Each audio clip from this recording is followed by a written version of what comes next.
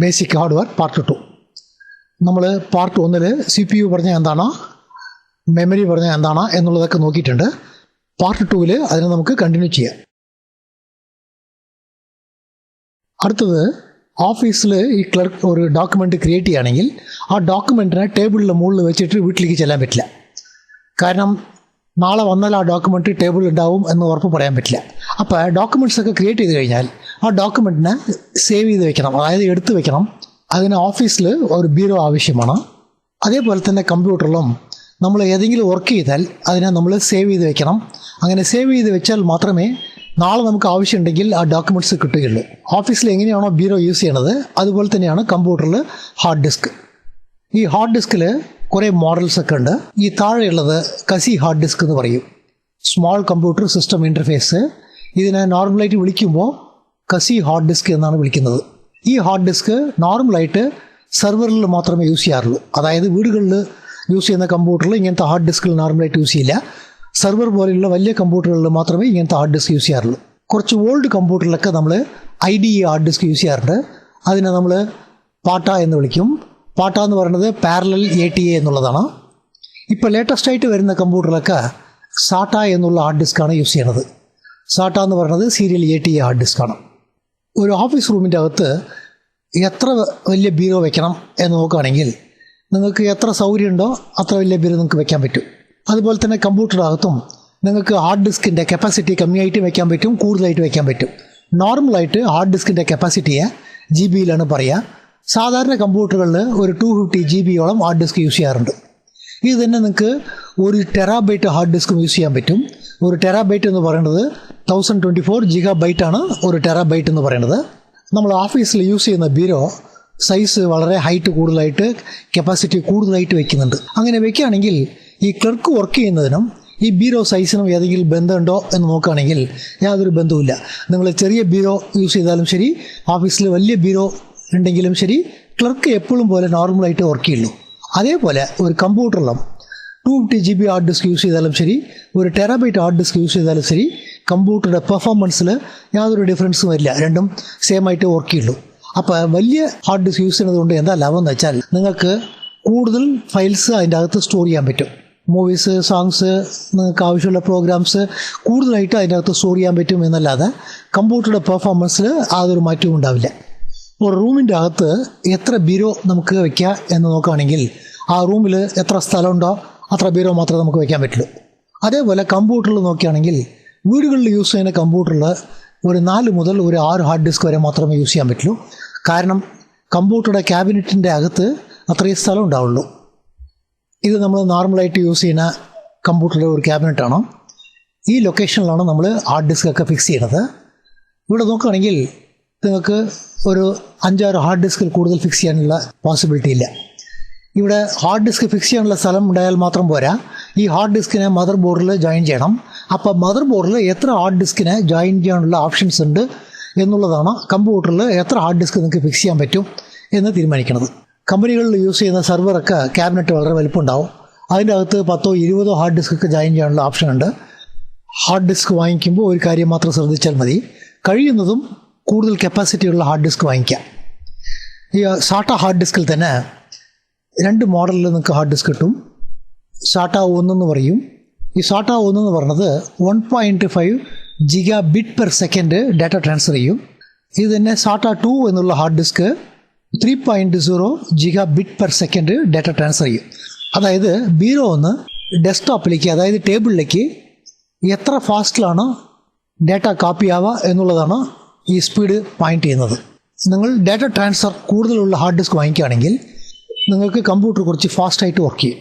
ഇതെങ്ങനെ നോക്കുകയെന്ന് വെച്ചാൽ, നമ്മൾ സാട്ട 2 ഹാർഡ് ഡിസ്ക്കാണ് യൂസ് ചെയ്യണമെങ്കിൽ നിങ്ങൾ കമ്പ്യൂട്ടർ ഓൺ ചെയ്തതും ഓപ്പറേറ്റിംഗ് സിസ്റ്റം ഓൺ ആവുന്നത് കുറച്ച് സ്പീഡായിരിക്കും. അതേപോലെ നിങ്ങൾ ഒരു ഫയലിനെ ഓപ്പൺ ചെയ്യാൻ വേണ്ടി ക്ലിക്ക് ചെയ്താൽ ആ ഫയൽ നിങ്ങൾക്ക് ഇമ്മീഡിയറ്റ് ആയിട്ട് ഓപ്പൺ ആവും. നമ്മൾ കടയിൽ ചെന്നിട്ട് ഒരു ബ്യൂറോ വാങ്ങിക്കുകയാണെങ്കിൽ ആ ബ്യൂറോയിൽ ഇങ്ങനെ ഷെൽഫൊന്നും ഇട്ട് തരാറില്ല. അപ്പോൾ ഇങ്ങനെ ഇട്ട് തന്നാൽ എന്താ പ്രശ്നം വരികയെന്ന് വെച്ചാൽ, ഒരു യൂസർ പറയും, ഞാനിവിടെ ഷർട്ട് തൂക്കണമെന്ന് വിചാരിക്കുന്നുണ്ട്, ഇവിടെ എനിക്ക് ഏരിയ വലുതായിരിക്കണം, ഇവിടെ ചെറുതായിരിക്കണം എന്ന് മാറി മാറി പറയും. അപ്പോൾ കടയിൽ ഇപ്പോൾ ബ്യൂറോ വെക്കുമ്പോഴൊക്കെ എന്താ ചെയ്യാന്ന് വെച്ചാൽ, അവർ ഷെൽഫ് തനിച്ച് തന്നളയും, നിങ്ങൾക്ക് ആവശ്യമുള്ള സ്ഥലത്ത് ആ ഷെൽഫിനെ ഫിക്സ് ചെയ്തോളേൻ എന്ന് പറയും. ഇതേപോലെ തന്നെയാണ് കമ്പ്യൂട്ടറിൽ. നിങ്ങൾ ഒരു ഹാർഡ് ഡിസ്ക് വാങ്ങിക്കുകയാണെങ്കിൽ ആ ഹാർഡ് ഡിസ്കിൻ്റെ അകത്ത് ഇങ്ങനെ സെപ്പറേഷൻ ഒന്നും ചെയ്യില്ല. ഹാർഡ് ഡിസ്കിന് ആവശ്യത്തിന് ഇങ്ങനെ സെപ്പറേറ്റ് ചെയ്യുന്നതിന് പാർട്ടീഷൻ എന്ന് പറയും. നിങ്ങൾ ഹാർഡ് ഡിസ്കിനെ കമ്പ്യൂട്ടറിൽ ജോയിൻ ചെയ്തിട്ട് നിങ്ങൾക്ക് ആവശ്യമുള്ള പോലെ ഇങ്ങനെ സെപ്പറേറ്റ് ചെയ്തോളണം, അതായത് പാർട്ടീഷൻ ക്രിയേറ്റ് ചെയ്തോളണം. നമ്മളിപ്പോൾ ഒരു ഹാർഡ് ഡിസ്കിൽ 3 പാർട്ടീഷൻ ക്രിയേറ്റ് ചെയ്തിട്ടുണ്ട്. ഇങ്ങനെ ക്രിയേറ്റ് ചെയ്ത് കഴിഞ്ഞാൽ മൈ കമ്പ്യൂട്ടർ ഓപ്പൺ ചെയ്ത് നോക്കിയാൽ ഇതിന് C drive, D drive, E drive എന്ന നെയിം തന്നിട്ടുണ്ടാവും. എ ബി എന്നുള്ള നെയിം ഫ്ലാപ്പി പണ്ട് കാലത്ത് കമ്പ്യൂട്ടറിലുണ്ടായിരുന്നു. ആ ഫ്ലാപ്പിക്ക് എ ഡ്രൈവും ബി ഡ്രൈവും റിസർവ് ചെയ്ത് കഴിഞ്ഞു. അപ്പോൾ ഹാർഡ് ഡിസ്കിന് സി എന്നാണ് സ്റ്റാർട്ട് ചെയ്യുന്നത്. നിങ്ങൾക്ക് ഇങ്ങനെ പാർട്ടീഷൻ പിരിക്കേണ്ട ആവശ്യമില്ല എന്നുണ്ടെങ്കിലും നിങ്ങൾ ടോട്ടലായിട്ട് നിങ്ങൾ വാങ്ങിച്ച ഒരു എക്സാമ്പിളിന് 250 GB ഹാർഡ് ഡിസ്കിന് ഞാൻ സിംഗിൾ പാർട്ടീഷനായിട്ട് യൂസ് ചെയ്യണോ എന്ന് നിങ്ങൾ കോൺഫിഗർ ചെയ്ത് പിന്നെ മാത്രമേ ഈ ഹാർഡ് ഡിസ്കിനെ യൂസ് ചെയ്യാൻ പറ്റൂ. നിങ്ങളുടെ കമ്പ്യൂട്ടറിൽ ഒരു ഹാർഡ് ഡിസ്ക്കാണ് യൂസ് ചെയ്യണമെങ്കിൽ മിനിമം അതിനെ 2 പാർട്ടീഷനായിട്ട് നിങ്ങൾ ഡിവൈഡ് ചെയ്യണം. ഒരു പാർട്ടീഷനിൽ ഓപ്പറേറ്റിംഗ് സിസ്റ്റം ലോഡ് ചെയ്യാൻ, മറ്റൊരു പാർട്ടീഷനിൽ നിങ്ങളുടെ ഡേറ്റയൊക്കെ സ്റ്റോർ ചെയ്യാൻ. ഒരു ബീരോയിൽ നമ്മൾ പാർട്ടീഷൻ ചെയ്തതും സെപ്പറേറ്റ് ചെയ്യാതെ ഇതിൻ്റെ അകത്ത് തന്നെ നമ്മളുടെ ഓപ്പറേറ്റിംഗ് സിസ്റ്റമും ലോഡ് ചെയ്യുന്നുണ്ട്, നമ്മളുടെ ഡേറ്റാസും ലോഡ് ചെയ്യുന്നുണ്ട്. ഇങ്ങനെ ലോഡ് ചെയ്ത് കഴിഞ്ഞാൽ ഫ്യൂച്ചറിൽ ഓപ്പറേറ്റിംഗ് സിസ്റ്റം വല്ല വിധത്തിൽ കറപ്റ്റായി കഴിഞ്ഞാൽ നിങ്ങൾ ഈ ടോട്ടൽ ഹാർഡ് ഡിസ്കിനെ ഫോർമാറ്റ് ചെയ്തിട്ട് പുതിയതായിട്ട് ഓപ്പറേറ്റിംഗ് സിസ്റ്റം ലോഡ് ചെയ്യേണ്ടി വരും. അങ്ങനെ ഫോർമാറ്റ് ചെയ്യുമ്പോൾ നിങ്ങളുടെ ഡേറ്റ മുഴുവനും നഷ്ടപ്പെടും. അതല്ലാതെ കമ്പ്യൂട്ടറിൽ വൈറസ് വരാനുള്ള സാധ്യതകൾ അധികമുണ്ട്. അങ്ങനെ വൈറസ് വന്നു കഴിഞ്ഞാൽ ഈ വൈറസിനെ മാക്സിമം റിമൂവ് ചെയ്യാൻ ശ്രമിക്കും. ഒരു വിഷയം നമുക്ക് റിമൂവ് ചെയ്യാൻ പറ്റിയിട്ടില്ല എന്നുണ്ടെങ്കിൽ ഓപ്പറേറ്റിംഗ് സിസ്റ്റത്തിനെ നമ്മൾ ഡിലീറ്റ് ചെയ്തിട്ട് പുതിയ ഓപ്പറേറ്റിംഗ് സിസ്റ്റം ലോഡ് ചെയ്യും. അപ്പോഴും നിങ്ങളുടെ ഡേറ്റ ഡിലീറ്റ് ആവും. അതല്ലാതെ കമ്പ്യൂട്ടറിൽ നിങ്ങൾ ഒരു ഓപ്പറേറ്റിംഗ് സിസ്റ്റം ലോഡ് ചെയ്ത് കഴിഞ്ഞാൽ 1-2 കൊല്ലം കഴിയുമ്പോൾ കമ്പ്യൂട്ടർ കുറച്ച് സ്ലോ ആവാൻ തുടങ്ങും. അതിന് പല കാരണങ്ങളുണ്ട്. അപ്പോൾ 1-2 കൊല്ലം കഴിയുമ്പോൾ നിങ്ങൾ ഓപ്പറേറ്റിംഗ് സിസ്റ്റത്തിന് പുതിയതായിട്ട് ലോഡ് ചെയ്താൽ കമ്പ്യൂട്ടർ ആദ്യത്തെ പോലെ ഫാസ്റ്റായിട്ട് വർക്ക് ചെയ്യും. അപ്പോൾ നമ്മൾ നോർമലായിട്ട് 2 കൊല്ലം കഴിയുമ്പോൾ ഓപ്പറേറ്റിംഗ് സിസ്റ്റത്തിന് റീലോഡ് ചെയ്യേണ്ട ആവശ്യം വരും. അങ്ങനത്തെ ചുറ്റുപാടുകളിൽ നിങ്ങളുടെ ഡാറ്റ ഓപ്പറേറ്റിംഗ് സിസ്റ്റം ഉള്ള ഡ്രൈവിൽ യാതൊരു കാരണവശാലും സ്റ്റോർ ചെയ്യാൻ പാടില്ല. ഇങ്ങനെ ഓപ്പറേറ്റിംഗ് സിസ്റ്റം ഡാറ്റ തനിച്ച് നിങ്ങൾ സ്റ്റോർ ചെയ്യുകയാണെങ്കിൽ ഫ്യൂച്ചറിൽ ഓപ്പറേറ്റിംഗ് സിസ്റ്റം ഏതെങ്കിലും വിധത്തിൽ കേടുവന്നാൽ നിങ്ങൾ ഈ ഡ്രൈവിന് മാത്രമേ ഫോർമാറ്റ് ചെയ്തിട്ട്, അതായത് എല്ലാം ഡിലീറ്റ് ചെയ്തിട്ട് പുതിയതായിട്ട് ഓപ്പറേറ്റിംഗ് സിസ്റ്റം ലോഡ് ചെയ്യുള്ളൂ. ഈ ഡ്രൈവിലുള്ള ഡാറ്റ, അതായത് നിങ്ങളുടെ ഓൺ ഡാറ്റ യാതൊരു വിധത്തിലും എഫക്റ്റ് ആവില്ല. ഈ സി ഡ്രൈവിന് എത്ര ഏരിയ നമ്മൾ തരണം എന്നുള്ളത് നമ്മൾ എന്ത് ഓപ്പറേറ്റിംഗ് സിസ്റ്റമാണ് ലോഡ് ചെയ്യുന്നത് എന്നുള്ളത് ബന്ധപ്പെട്ടതാണ്. നിങ്ങൾ XP ലോഡ് ചെയ്യുകയാണെങ്കിൽ ഒരു 20 to 25 GB സ്പേസ് സി ഡ്രൈവിന് നിങ്ങൾ സെപ്പറേറ്റ് ചെയ്ത് കൊടുക്കണം. അല്ല വിൻഡോസ് 7 ഒക്കെ ലോഡ് ചെയ്യുകയാണെങ്കിൽ ഒരു 50 GB ഏരിയ സി ഡ്രൈവിന് കൊടുക്കണം. സി ഡ്രൈവിൽ ഓപ്പറേറ്റിംഗ് സിസ്റ്റം ഉള്ള ഡ്രൈവിൽ ആവശ്യത്തിൽ കൂടുതൽ സ്ഥലം കൊടുത്താൽ കമ്പ്യൂട്ടറുടെ പെർഫോമൻസ് സ്ലൈറ്റായിട്ട് കുറയാനുള്ള സാധ്യതകളുണ്ട്. നിങ്ങൾ ഓപ്പറേറ്റിംഗ് സിസ്റ്റം ലോഡ് ചെയ്യുമ്പോൾ തന്നെ നിങ്ങൾക്ക് പാർട്ടീഷൻ സെലക്ട് ചെയ്യാനുള്ള ഓപ്ഷൻസ് വരും. ഓപ്പറേറ്റിംഗ് സിസ്റ്റം ലോഡ് ചെയ്ത് പിന്നെ നിങ്ങൾക്ക് പാർട്ടീഷൻ ചെയ്യണമെന്നുണ്ടെങ്കിൽ ഡിസ്ക് മാനേജ്മെൻറ്റ് എന്നൊരു സോഫ്റ്റ്വെയർ അകത്തുണ്ടാവും. ഈ സോഫ്റ്റ്വെയർ ഗ്രാഫിക്കൽ യൂസർ ഇൻ്റർഫേസ് ആണ്, അതായത് ഗ്രാഫിക്കൽ സ്ക്രീനിൽ വരുന്ന ഒരു സോഫ്റ്റ്വെയർ ആണ്. ഈ സോഫ്റ്റ്വെയർ യൂസ് ചെയ്തിട്ട് നിങ്ങൾക്ക് പാർട്ടീഷൻ സെപ്പറേറ്റ് ചെയ്യാം. അല്ലെങ്കിൽ കമാൻഡ് പ്രോംപ്റ്റിലാണ് നിങ്ങൾ പാർട്ടീഷൻ ചെയ്യണമെങ്കിൽ ഓൾഡ് ഓപ്പറേറ്റിംഗ് സിസ്റ്റത്തിൽ FDisk എന്നൊരു കമാൻഡ് ഉണ്ടാവും. ലേറ്റസ്റ്റ് XP വിൻഡോസ് 7 ഓപ്പറേറ്റിംഗ് സിസ്റ്റത്തിലെല്ലാം ഡിസ്ക് പാർട്ട് എന്നുള്ള കമാൻഡാണ് നമ്മൾ യൂസ് ചെയ്യാറുള്ളത്. ഗ്രാഫിക്കൽ യൂസറിലെ ഇൻ്റർഫേസിലുള്ള ഓപ്ഷൻസിനേക്കാളും ഡിസ്ക് പാർട്ടിൽ നിങ്ങൾക്ക് കൂടുതൽ ഓപ്ഷൻസ് ഉണ്ടാവും. അപ്പോൾ ഒരു ഹാർഡ്വെയർ ടെക്നീഷ്യന് കമാൻഡ് ലൈനിൽ എങ്ങനെയാണ് പാർട്ടീഷൻ സെപ്പറേറ്റ് ചെയ്യുക എന്നുള്ളത് അറിയണം. ഇതല്ലാതെ തേർഡ് പാർട്ടി സോഫ്റ്റ്വെയർസും കുറേ ഉണ്ട്. പാർട്ടീഷൻ മാജിക് എന്നുള്ളത് പോലെ അങ്ങനത്തെ തേർഡ് പാർട്ടി സോഫ്റ്റ്വെയർസ് നിങ്ങൾക്ക് യൂസ് ചെയ്യാൻ പഠിക്കണം. ഹാർഡ് ഡിസ്ക് സൈസ് വലിപ്പം കൂടുന്തോറും നിങ്ങൾ ഹാർഡ് ഡിസ്കിനെ കറക്റ്റായിട്ട് മെയിൻറ്റെയിൻ ചെയ്യണം. അങ്ങനെ മെയിൻറ്റെയിൻ ചെയ്തിട്ടില്ലെങ്കിൽ കമ്പ്യൂട്ടർ കുറച്ച് സ്ലോ ആവാൻ തുടങ്ങും. ഹാർഡ് ഡിസ്കിന് നിങ്ങൾ റെഗുലറായിട്ട് ഡിസ്ക് ക്ലീനപ്പ് ചെയ്യണം. അതേപോലെ സ്കാൻ ഡിസ്ക് യൂസ് ചെയ്യണം. സ്കാൻ ഡിസ്ക് യൂസ് ചെയ്തിട്ട് ഡിസ്കിനെ ചെക്ക് ചെയ്യണം. അതല്ലാതെ ഡീഫ്രാഗ് എന്നുള്ള ഓപ്ഷൻസ് ഉണ്ട്. ഈ ഓപ്ഷൻസ് യൂസ് ചെയ്തിട്ട് കമ്പ്യൂട്ടറിലുള്ള ഹാർഡ് ഡിസ്കിനെ കറക്റ്റായിട്ട് മെയിൻറ്റെയിൻ ചെയ്താൽ നിങ്ങൾക്ക് കമ്പ്യൂട്ടർ ഫാസ്റ്റായിട്ട് വർക്ക് ചെയ്യും. ഇപ്പോൾ ഇനി ഒരു ഓഫീസ് ഉണ്ടെന്ന് കരുതാം. ഒരു ഓഫീസിൽ നിന്ന് ഇനി ഒരു ഓഫീസിലേക്ക് നിങ്ങൾ ഫയലൊക്കെ കൊണ്ടുപോകണമെന്നുണ്ടെങ്കിൽ ഈ ബീരോവിനെ അങ്ങനെ തള്ളിക്കൊണ്ട് പോകാൻ പറ്റില്ല.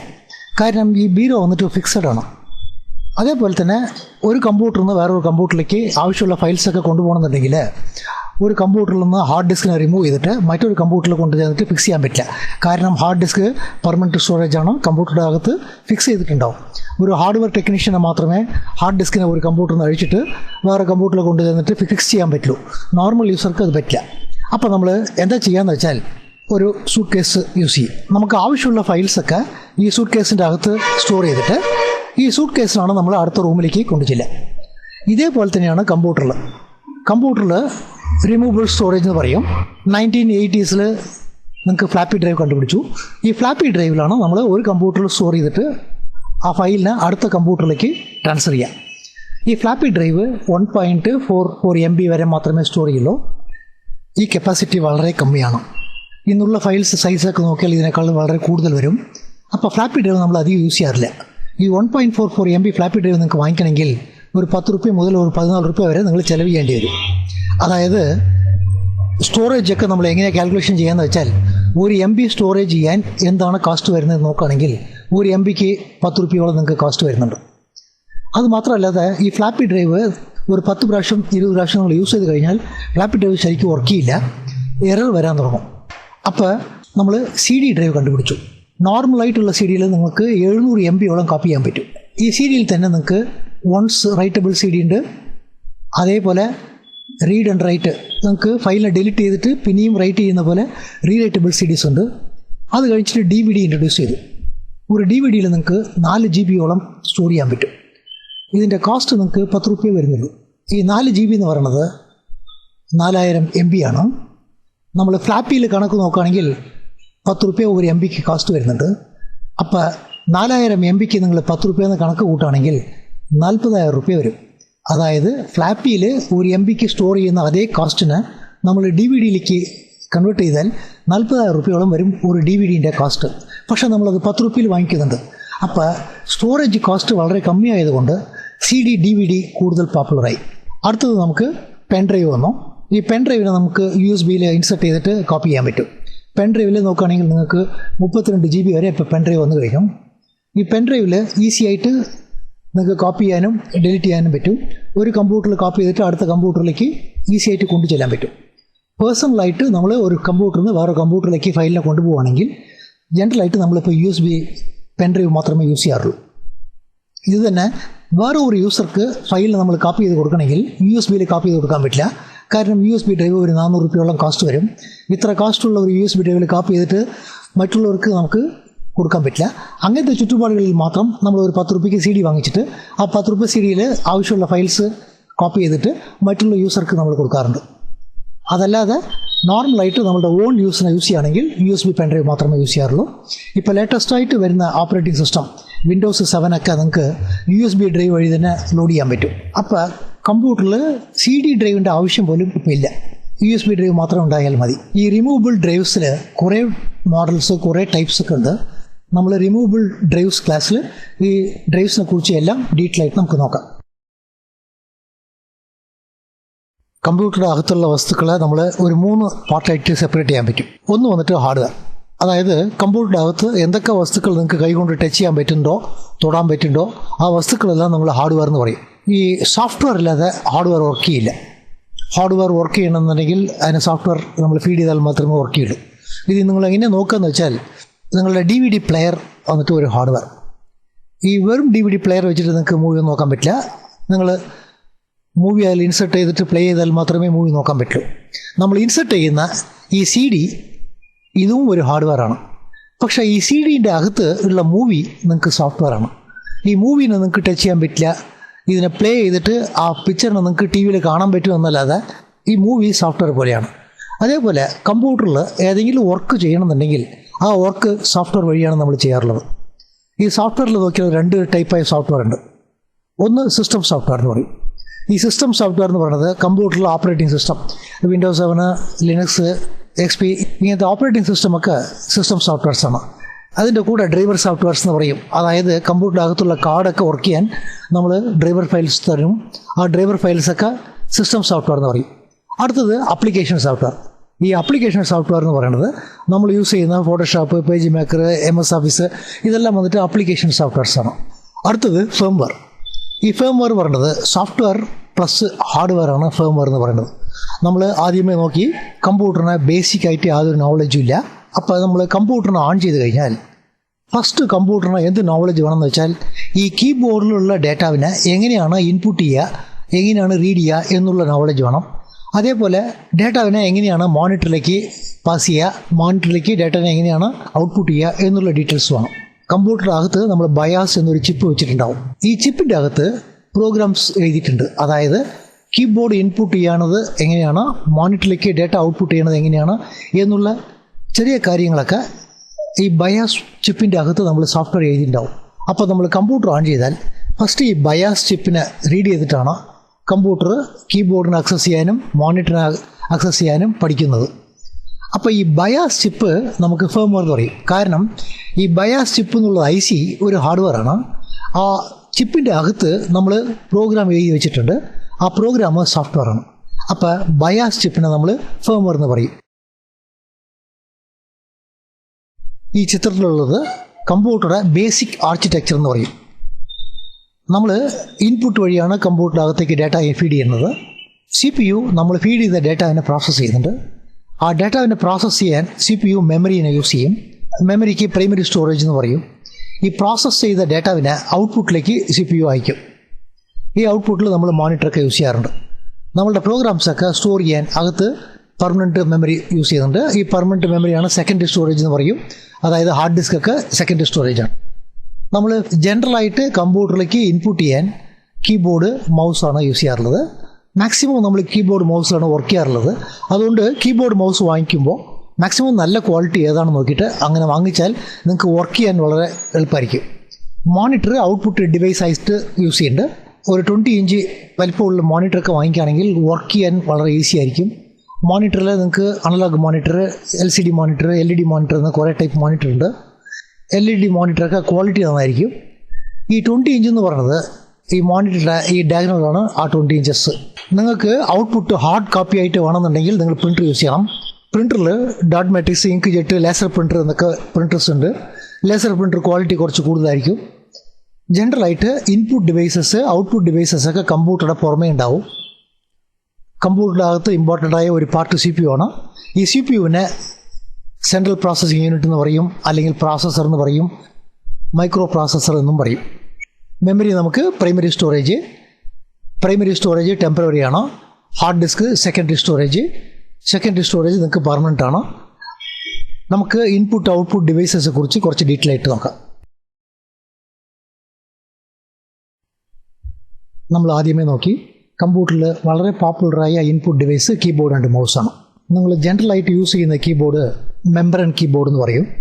ഈ കീബോർഡ് വില വളരെ കുറവാണ്. ഈ കീബോർഡിൽ വർക്ക് ചെയ്യാൻ വളരെ സോഫ്റ്റ് ആയിരിക്കും. പക്ഷേ നിങ്ങൾ ഡാറ്റ എൻട്രി പോലെയുള്ള വർക്കുകൾ ചെയ്യുകയാണെങ്കിൽ, അതായത് റെഗുലറായിട്ട് ടൈപ്പിംഗ് വർക്കാണ് ചെയ്യുന്നതെങ്കിൽ ഈ കീബോർഡ് അത്ര ശരിയാവില്ല. നിങ്ങൾ മെക്കാനിക്കൽ കീബോർഡ് തന്നെ വാങ്ങിക്കണം. മെക്കാനിക്കൽ സ്വിച്ച് കീബോർഡിന് ലൈഫ് കൂടുതലാണ്. ഇങ്ങനെയുള്ള കീബോർഡിൽ നിങ്ങൾക്ക് ഫീഡ്ബാക്ക് ഉണ്ടാവും. എന്ന് പറഞ്ഞാൽ നിങ്ങൾ ഒരു കീനെ പ്രസ് ചെയ്താൽ ആ കീനെ പ്രസ് ചെയ്തു എന്നുള്ള ഫീലിംഗ് നിങ്ങൾക്ക് തോന്നും.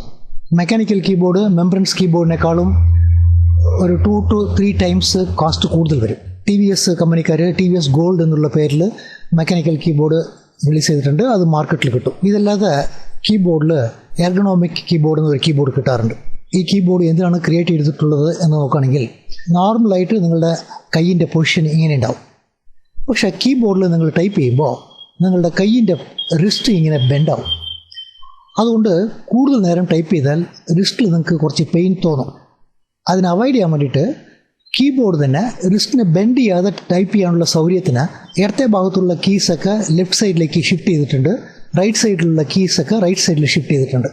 ഇങ്ങനത്തെ കീബോർഡിൽ നിങ്ങൾ വർക്ക് ചെയ്യുകയാണെങ്കിൽ കൈ വേദന കൂടുതലുണ്ടാവില്ല. ഈ കീബോർഡ് നിങ്ങൾക്ക് കോസ്റ്റ് കൂടുതൽ വരും. മൈക്രോസോഫ്റ്റ് കമ്പനിക്കാരെ ഇങ്ങനത്തെ കീബോർഡൊക്കെ റിലീസ് ചെയ്തിട്ടുണ്ട്. മൗസ് ഓൾഡ് കമ്പ്യൂട്ടറിലൊക്കെ നമ്മൾ ബാൾ മൗസാണ് യൂസ് ചെയ്തത്. ഇപ്പോൾ ബാൾ മൗസ് ആരും യൂസ് ചെയ്യാറില്ല. നിങ്ങൾ ഏതെങ്കിലും ഓൾഡ് കമ്പ്യൂട്ടറിൽ ബാൾ മൗസൊക്കെ യൂസ് ചെയ്യുകയാണെങ്കിൽ വീക്ക്ലി വൺസ് എങ്കിലും ആ ബാളിനൊക്കെ റിമൂവ് ചെയ്തിട്ട് നന്നായിട്ട് ക്ലീൻ ചെയ്തിട്ട് ഇടണം. അങ്ങനെ ഇട്ടാൽ മാത്രമേ ബാൾ മൗസ് നന്നായിട്ട് വർക്ക് ചെയ്യുള്ളൂ. ഇപ്പോൾ നമ്മൾ നോർമലായിട്ട് ഓപ്റ്റിക്കൽ മൗസാണ് യൂസ് ചെയ്യുന്നത്. ഓപ്റ്റിക്കൽ മൗസിൽ മെയിൻ്റനൻസ് വർക്കൊന്നും അധികം ചെയ്യേണ്ട ആവശ്യമില്ല. ഈ ഓപ്റ്റിക്കൽ മൗസ് ഡിജിറ്റൽ ഫോട്ടോ പ്രിൻസിപ്പിളിലാണ് വർക്ക് ചെയ്യുന്നത്. ഈ കീബോർഡ് മൗസ് എല്ലാം നിങ്ങൾ വയർ വഴിയും കമ്പ്യൂട്ടറിനോട് ജോയിൻ ചെയ്യാൻ പറ്റും. നിങ്ങൾക്ക് വയർലെസ് കീബോർഡ് മൗസും കിട്ടാറുണ്ട്. ജനറലായിട്ട് കീബോർഡ് മൗസിലൊക്കെ അധികം ഡസ്റ്റ് വരാതെ നോക്കണം. കാരണം കീബോർഡിലൊക്കെ ഡസ്റ്റ് അധികം വന്നു കഴിഞ്ഞാൽ കീബോർഡ് ശരിക്കും വർക്ക് ചെയ്യില്ല. അത് പറഞ്ഞിട്ട് കീബോർഡിൻ്റെ മുകളിൽ പ്ലാസ്റ്റിക് കവറൊക്കെ പുതച്ച് വെച്ചിട്ട് വർക്ക് ചെയ്യണമെന്നില്ല. അത്ര പേടിക്കേണ്ട ആവശ്യമൊന്നുമില്ല. കീബോർഡിൽ വർക്ക് ചെയ്യുമ്പോൾ കീബോർഡിൻ്റെ അടുത്ത് നമ്മൾ കോഫി, കൂൾ ഡ്രിങ്ക്സ്, കൊക്കോകോല അങ്ങനത്തെ ഡ്രിങ്ക്സ് ഒന്നും വയ്ക്കാതെ നോക്കണം. കാരണം ഷുഗർ കണ്ടൻറ്റ് ഉള്ള വാട്ടർ ഏതെങ്കിലും കീബോർഡിൻ്റെ അകത്ത് പോയാൽ കീബോർഡ് കേടുവരും. ആ ഒരു കാര്യം മാത്രം ശ്രദ്ധിച്ചാൽ മതി. ജോയ്സ്റ്റിക്ക്. കുട്ടികൾക്ക് കമ്പ്യൂട്ടറോട് കൂടുതൽ മോഹം തോന്നാൻ കാരണം തന്നെ ഗെയിംസാണ്. ഈ ഗെയിംസിലെ ഹൈ എൻഡ് ഗെയിംസ്, അതായത് ഫ്ലൈറ്റ് ഗെയിംസ്, കാർ ഗെയിംസ്, ഇങ്ങനത്തെ ഗെയിംസൊക്കെ കീബോർഡിനെ യൂസ് ചെയ്ത് കളിക്കുന്നതിനേക്കാളും ജോയ്സ്റ്റിക്ക് യൂസ് ചെയ്ത് കളിക്കുന്നതാണ് സുഖം. ഓൾഡ് മോഡൽ ജോയ്സ്റ്റിക്കൊക്കെ കമ്പ്യൂട്ടറുടെ ബാക്കിൽ 15 പിന്നിൽ ഒരു പോർട്ട് ഉണ്ടാവും, അതായത് ഗെയിം പോർട്ട് എന്നൊരു പോർട്ട് ഉണ്ടാവും. ആ പോർട്ടിലാണ് ജോയിൻ ചെയ്യുക. ഇപ്പോൾ ലേറ്റസ്റ്റ് ആയിട്ട് വരുന്ന ജോയ്സ്റ്റിക്കൊക്കെ USB ജോയിൻ ചെയ്യുന്ന പോലെ, വയർലെസ്സിൽ ജോയിൻ ചെയ്യുന്ന പോലെയൊക്കെ വന്നിട്ടുണ്ട്. നോർമൽ യൂസേജിന് ജോയ്സ്റ്റിക്ക് ആവശ്യമില്ല, ഗെയിംസിന് മാത്രമേ ഇത് ആവശ്യം. Thumb reader. നമ്മൾ കമ്പ്യൂട്ടറിൽ ലോഗിൻ ആകുമ്പോൾ പാസ്വേഡ് യൂസ് ചെയ്തിട്ടാണ് ലോഗിൻ ആവുന്നത്.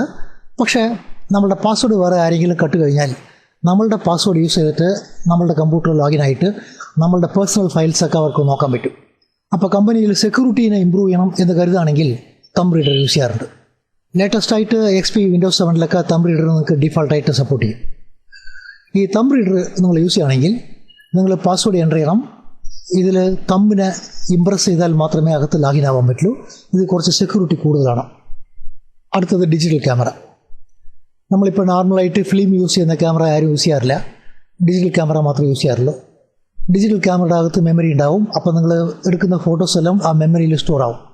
ഈ ഫോട്ടോസിനെ പ്രിൻറ്റ് ചെയ്യണം എന്നുണ്ടെങ്കിലോ അല്ലെങ്കിൽ അതിനെ എഡിറ്റ് ചെയ്യണം എന്നുണ്ടെങ്കിലോ നിങ്ങൾ ഈ ഫോട്ടോവിനെ കമ്പ്യൂട്ടറിലേക്ക് മൂവ് ചെയ്യണം.